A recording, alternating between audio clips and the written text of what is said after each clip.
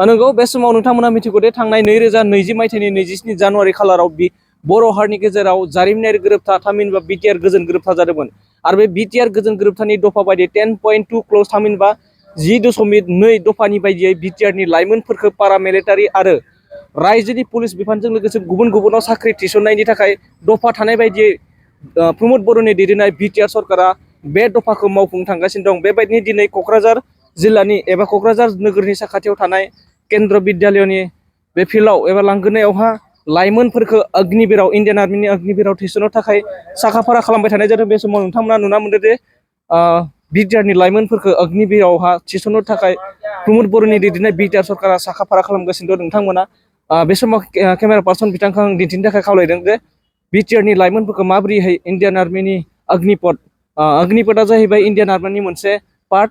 बेयावहा प्रमद बर'नि दैदेननाय BTR सरकारा लाइमोनफोरखौ थिसननो थाखाय थांखि लादों। बे समाव फिन आरो आं केमेरा पार्सनखौ दिन्थिनो खावलायदों जे बे BTR नि बे लाइमोनफोरखौ माबोरैहाय बेवहा अग्निपथआव थिसननो थाखाय थांखि लादों। बे लाइमोन बिथांमोनानो खारनायनि थाखाय साखाफारा जाना दं। गोबां लाइमोनफोरा गोबां BTR नि लाइमोनफोरा बे हाबाफारियावहा बाहागो लादों। बे समाव नोंथांमोना नुना मोनदों जे लाइमोनफोरा खारनो थाखाय साखाफारा जानानै दङ बे समावहा।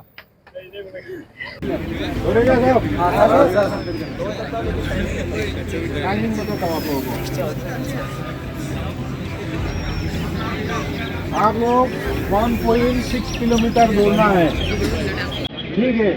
उसमें आपका टाइमिंग है 5 मिनट 30 सेकेंड आने वाला है। 5 मिनट 30 सेकेंड में पहला ग्रुप अंदर हो जाएगा। दूसरा ग्रुप का टाइम है 5 मिनट 31 सेकेंड, 30 से 31 एक सेकेंड का अंतर है।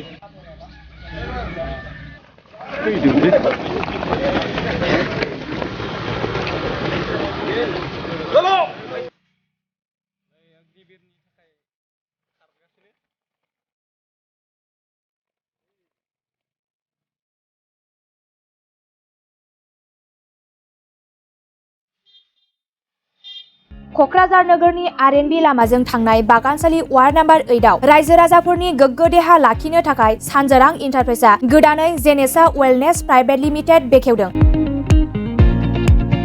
बे सानजोरां इन्टारप्राइज आयुर्वेदिक गलायाव मानसिनाव जानाय गेदेर गेदेर बेरामनि मुलिफोरखौ मोननो हागोन। किडनिकआव अन्थाइ जानाय, आथिं आखाइ जरा जरा सानाय, लिभार गाज्रि जालांनाय, मोदोमनि माननाय आरो बेनि अनगायैबो बायदि बायदि गेदेर गेदेर बेरामफोरनि मुलिफोरखौ बे सानजोरां इन्टारप्राइजआव लांफैनो हागोन।